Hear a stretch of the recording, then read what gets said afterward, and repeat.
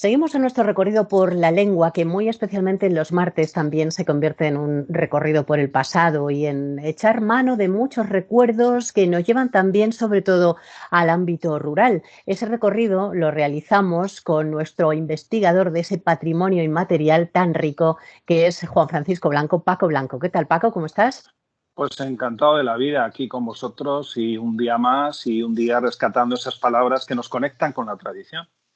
Pues encantados de volver a la tradición. Vamos a ver si mantenemos bien nuestra conexión, como decimos siempre. Aquí sí que se une lo más antiguo con lo más moderno y es encontrarnos a través de esta vía tan casera para bucear por todas esas palabras. Antes de comenzar con las que hoy tengas preparadas, Paco, sí quería hacer referencia a esta interacción que tenemos también con nuestros espectadores, no tanto ahora que nos ven por la televisión, sino después, cuando este programa se puede ver a través de Facebook.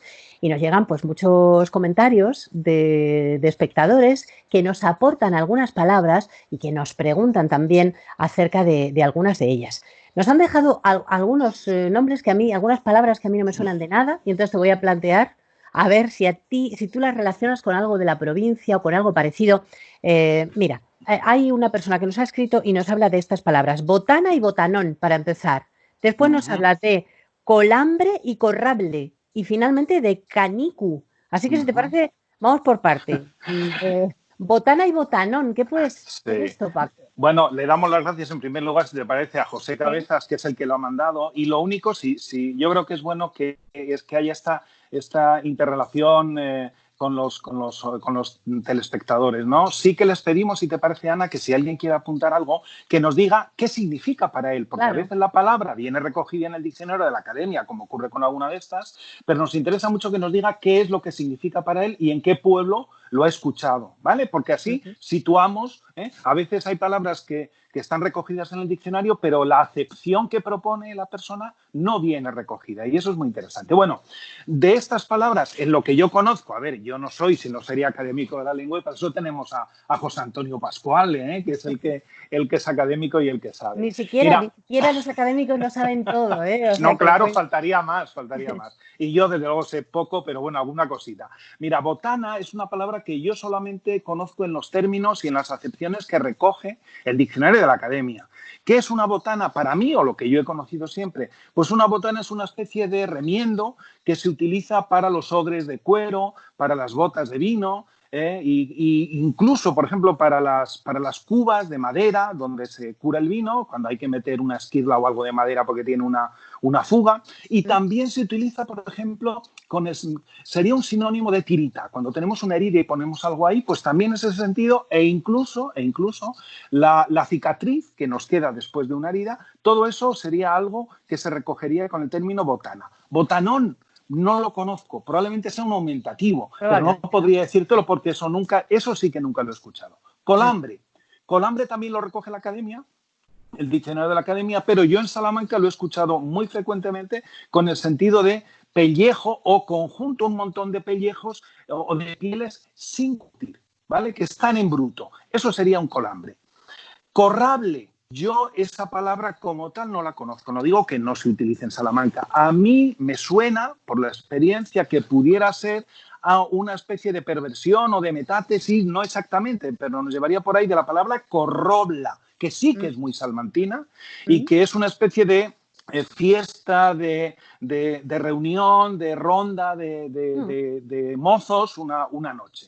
La última, por aprovechar el tiempo, Ana, canicu. Yo no conozco como tal canicu, sí conozco canícul.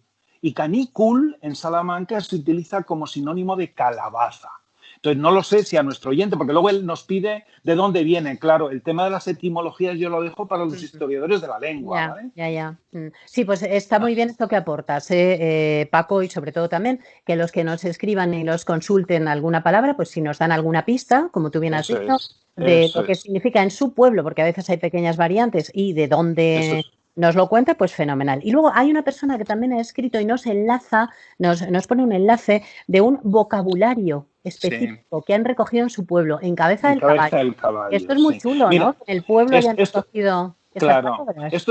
Esto es muy interesante. Ya hablamos hace unos días, creo que la semana pasada en concreto, de aquellos especie de eruditos locales que se dedican a recoger cosas relacionadas con la historia de su pueblo, las tradiciones o el vocabulario, ¿no? En ese sentido, es admirable reconocer la importante cantidad de vocabularios que hay online, porque nos habla esta mujer que se llama Cata Sánchez y que le damos las gracias, porque nos habla del vocabulario de Cabeza del Caballo. Pero yo he visto de Torres Menudas, he visto de Calzada de Valdunciel, he visto de Cabrillas, de Villoria, de Cerralbo, en fin, de un montón de pueblos, de Salmoral, de un montón. Lo que sí es verdad, si me permites, es que insisto en lo importante que es hacer las cosas con cuidado.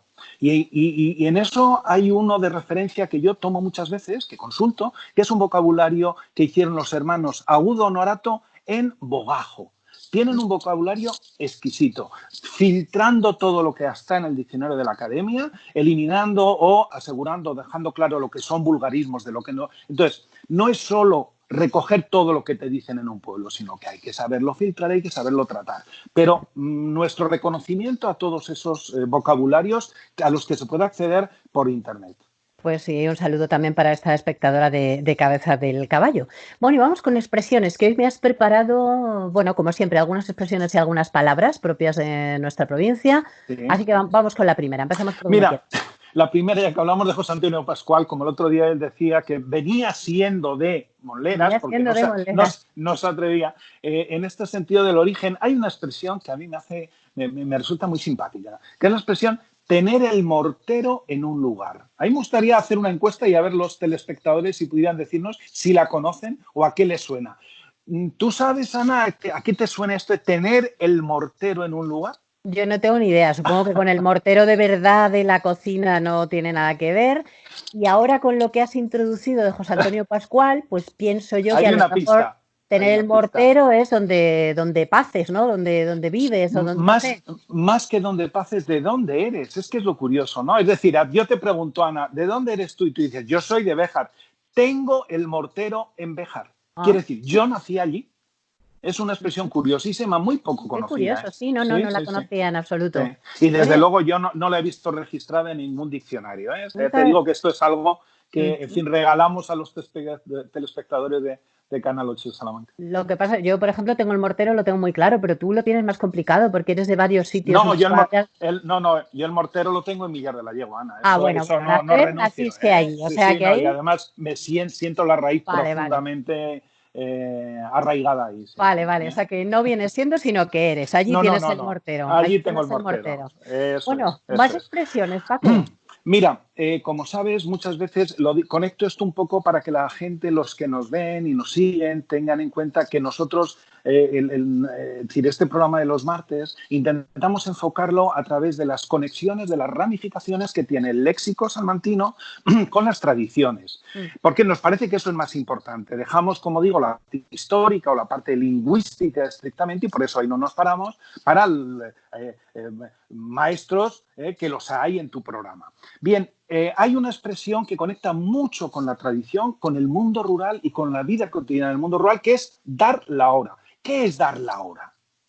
Pues la mayor parte de la gente no sabe qué es dar la hora, pero estoy seguro que la mayor parte de la gente de los pueblos que me escucha sabe qué es. Dar la hora es saludar. A veces es un saludo muy sencillo. Desde luego no es decir la hora que es.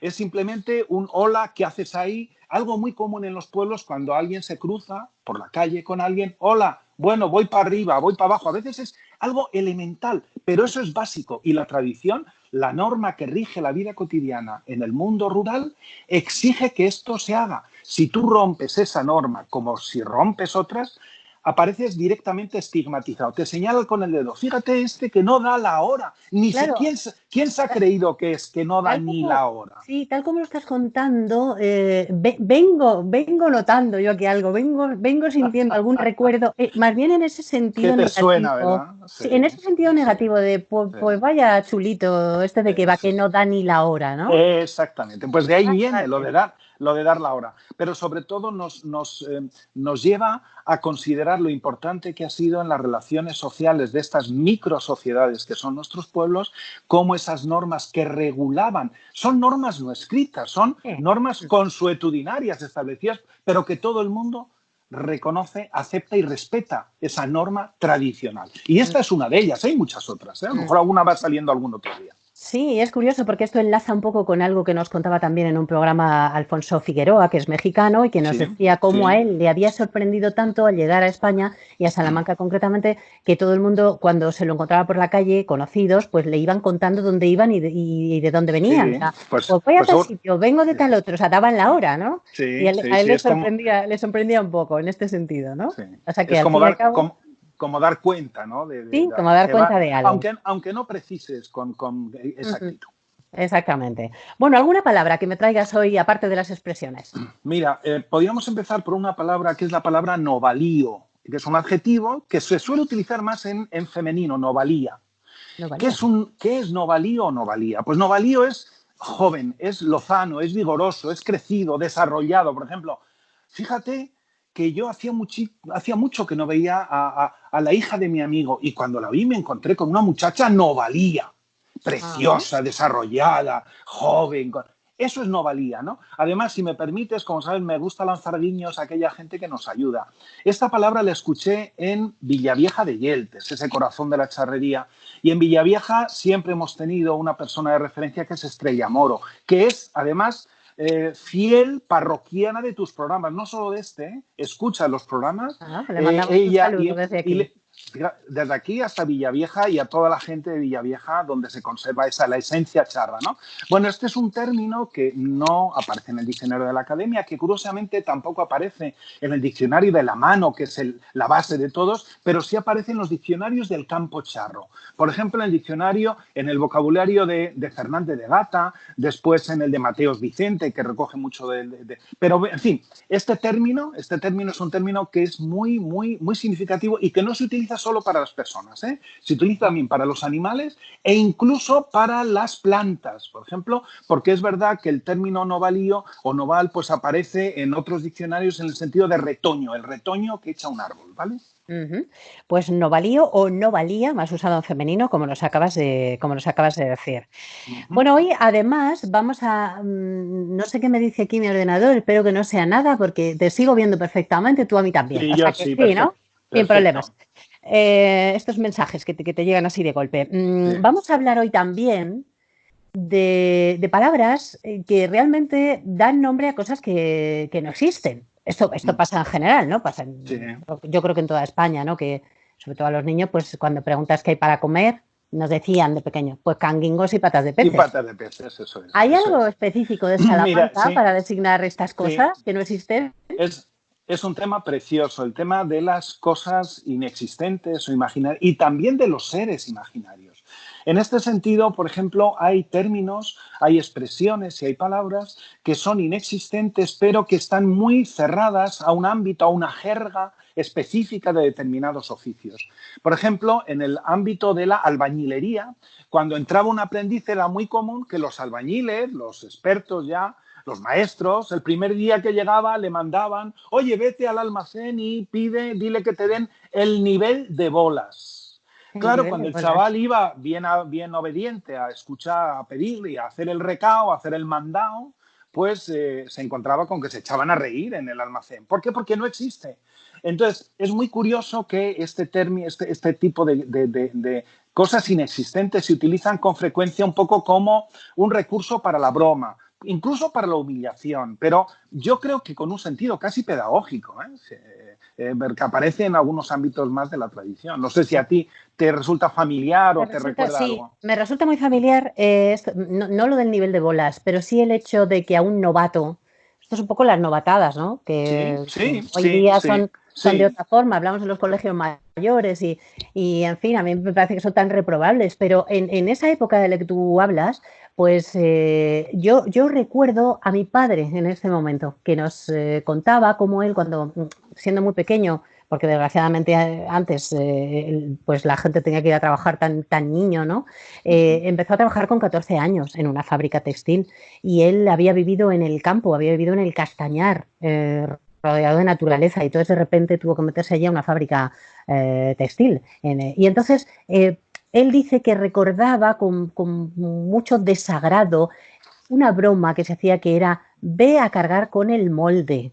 lo mandaban pues a buscar, vete a fulanito y le preguntas, le pides el molde, ¿no? Entonces cargar con el molde, pues realmente era una broma, porque el tal molde Sí, no existía, ¿no? Va en esa sí, sí. línea que tú me estás contando. Sí, perfecto, porque además enlaza con algo que yo quería añadir a esto que estaba comentando, aparte de otras cosas.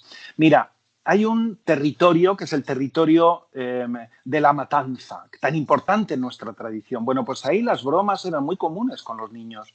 Y una de las cosas a las que se sometía a los niños cuando decían, los mayores le decían, oye, vete a casa de fulano y le dices que te dé el molde de hacer chorizos o el cesto para los sesos, o la máquina de aguzar las cuchillas, o el encalcador de los farinatos. Cuando el chaval, orgulloso de que el adulto le encomendaba una tarea e iba a casa de ese señor o señora a pedirlo, normalmente no se echaban a reír, no, entraban en el juego. Y el Ajá. juego consistía en decir, espera un momento, majo, le cogían un saco, se iban de la parte de atrás de la casa, lo llenaban de piedras o de troncos o de cosas que pesaran, se lo daban cerrado y el chaval con un enorme esfuerzo iba a la casa de la matanza orgulloso de que a pesar de lo que aquello, del peso que tenía, era capaz de llevarlo. Cuando llegaba allí abrían el saco y todo el mundo se echaba a reír, lo que suponía evidentemente una humillación. Pero hoy que eso sería una especie de acoso psicológico al niño, Mm, mm, hoy yo creo que en la sociedad tradicional, en el mundo rural, sobre todo en ese tipo de familia campesina de subsistencia, este tipo de bromas lo que hacían era al niño curarle de esa enfermedad primordial que es la ingenuidad. Es ujú, decir, le decían, no te fíes, aprende a ser un resabido, aprende a distanciarte y a poner en solfa todo aquello que te mm. pregunten y que A no resulte raro, creerte porque si todo, no, ¿no? Claro, a oh, no claro, creerte todo. claro, es una manera de defenderte de las aristas de la vida, o así yo lo veo, ¿no? Entonces, yo creo que hay que entenderlo en ese sentido, ¿no? Claro, claro, las De, cosas hay que entenderlas en la clave sí, de su época, claro, desde luego. claro. Ahora, lo del encalcador de los farinatos me parece Es de ya rizar el fantástico. rizo, Yo ¿no? que, Porque yo, realmente parece un sí, aparato muy técnico y sí. muy sofisticado. Además, lo de encalcar, yo lo recuerdo siempre de pequeño cuando me tocaba encalcar la paja en el carro. De todas maneras, si quieres, me permites, porque sí que querría añadir, hemos hablado Sí, de cosas, ¿no? sí. Esto de lo imaginario, que está en los canguingos, pues está también en los seres que nadie sabemos cómo son, pero todos de alguna vez los hemos imaginado. Los gamusinos, por ejemplo, Ah, sí. que son seres imaginarios con los cuales se le gastan las bromas a la gente que va al pueblo por primera vez y que todos sabemos que no existen, y se les invita a los forasteros a ir a cazar gamusinos, que por mi pueblo, Villar de la Yegua y toda la zona de la Raya, se les llama niarros. Ah, sí. Niarros, es lo mismo que Los niarros gamusinos. son los gamusinos. Sí, exactamente igual. Y aparte de esto, sí que un pequeño capítulo para comentar brevemente todos esos seres imaginarios relacionados con el miedo y el mundo infantil. Es decir, el coco, todo lo hemos oído hablar. El tío Camuñas también. El tío del saco, probablemente también. A lo Sí. mejor ya no tanto el sacamantecas o el sacauntos, que le quitaban la manteca y la grasa al niño. O la paparuja, como se dice en La Pedrosillo de los Aires. paparuja, no la había La oído nunca. paparuja. Todos los anteriores que has Sí. mencionado, sí, pero la paparuja. Clara, Clara Hernández, que es una digamos, de las informantes de cabecera, pues lo utiliza muchas veces. La paparrasanta, que se dice en Retortillo, o la girona, de la cual oí hablar yo en Aldearrubia. Pero de todas maneras, fíjate que algunos de estos, por ejemplo, Covarrubias, en el siglo ¿Mm? XVII, recoge la paparesolla, paparesolla, que nos recuerda a la paparrasanta de Sí. aquí de Salamanca. Y Covarrubias define así, dice, es el nombre compuesto de las amas para amedrentar a los niños y hacerles que se callen. Todos estos son artimañas para obligar al niño a hacer lo que no quiere. Ajá, es verdad, y ¿Vale? ahí me llama mucho la atención estos nombres en femenino que has aportado, porque Son, ninguno de ellos me claro, sonaba. claro, y Todos los que son, me sonaban eran claro, el hombre del saco, sí. el sacamantecas, el coco, todos en masculino, ¿eh? Sí, sí, sí. Bueno, pues también hay ese perfil femenino. Otra cuestión, en su día, cuando empezamos a hablar de las brujas, que las volveré a traer a colación en alguna ocasión, ya hablábamos, yo creo, de que cómo la mujer tiene que cargar con ese San Benito de muchos perfiles negativos que nos viene de la tradición judio-cristiana. Entonces, también está conectado con eso, ¿no? Pero es verdad que esos personajes femeninos están muy arraigados en la tradición salmantina y son nombres, términos que se utilizan para seres que no existen, pero que todo el mundo se nos ha asustado, se nos ha metido miedo con ellos y cada uno lo podemos imaginar de una manera casi seguro. Ujú, sí, porque luego ya no es que estén representados, no sé, en los cuentos, en la literatura, ¿no? Eso es más bien una cuestión oral, ¿no? Estos Sí, personajes. sí, aparecen algunos de los cuentos populares, sí que aparecen mencionados, Sí. ¿no? Pero nada más, es decir, siempre en el mundo de ese patrimonio inmaterial al que nos referimos los martes en este Ujú. programa, ¿no? Muy bien, pues Paco, un buen recorrido por personajes imaginarios, por cosas que verdaderamente no existen, por nombres que nos han propuesto los espectadores y un recorrido, como siempre, muy grato por palabras de nuestra provincia.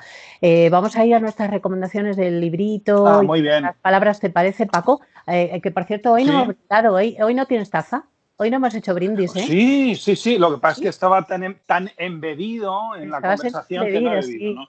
Ah, muy bien. ¿Tienes otra de Forges también o qué? No, Sigo con la la serie vemos. de Forges. ¿Sigues A con la ver, serie? ¿Hoy cuál es? a ver, es fantástica. Yo de las que más me gustan. ¿Eh? Está el marido en la cama y la mujer va a despertarle y le dice, Mariano, las 7. ¿Y qué responde el Mariano? Le dice, que pasen. Me parece genial, me parece genial. Es uno de los Genial, de los más Forges. divertidos, sí, sí, Desde sí. luego. Pues nada, vamos a ver qué librito me recomiendas hoy en estos minutos que nos quedan todavía de programa.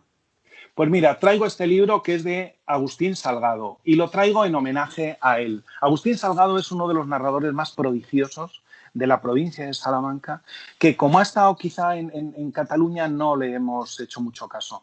Agustín Salgado falleció hace una semana, una cosa así, ha pasado desapercibido para muchos Sí. salmantinos. Y no es Ujú. justo, porque de verdad que es un buenísimo narrador. La Grama es una novela prodigiosa, una novela con una energía en el pulso narrativo tremendo. Y además él, Agustín Salgado, recibió el premio Ciudad de Cáceres de novela por otra novela que se llama Tierra Desolada. Bueno, Agustín Salgado, que se movió entre Araballona de Mójica y el Pedroso de la Armuña, y que donde se le reconoce además su valía, pues entre otros tiene este libro que será uno de los que más fácilmente se localicen. Es un libro de relatos, se llama Del color de la lluvia y otros relatos. Es de hace poquitos años y que es fácilmente localizable y además en este tiempo, lo vuelvo a mostrar, en Mm. este tiempo en que el relato permite una lectura un poco a trompicones, pues yo creo que es una y yo sé que los espectadores lo van a agradecer porque, insisto, van a descubrir un enorme narrador. Mm.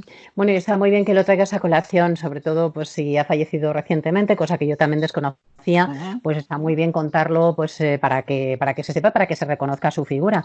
Me sirve un poco para enlazar con el libro que traigo, sobre todo esa portada que has traído en la que se ven las nubes azules. Sí. Las nubes en el cielo azul, vamos, las nubes blancas en el cielo azul, porque hoy he traído este libro que es Trasuntos de España, de Azorín, que tiene también relatos cortos, son, pues eso, trasuntos de España. En realidad, el alma de Uh España está -huh. recogida en pequeños apartados y hay uno en concreto que lleva como título Las nubes. Y bueno, parte de la tesis tan bonita de que Calisto y Melibea se hubiesen casado y hubiesen envejecido juntos. Y bueno, Calisto lo que hace es estar mirando las nubes. Se puede, para los que no lo tengan, lo pueden encontrar en internet, ese relato en concreto que se titula Uh Las -huh. nubes, me parece una delicia y yo creo que ahora que al menos desde el balcón miramos al cielo, pues me parecía una recomendación muy buena. Uh Y para -huh. irnos, Paco, una palabra para colocar en nuestra caja.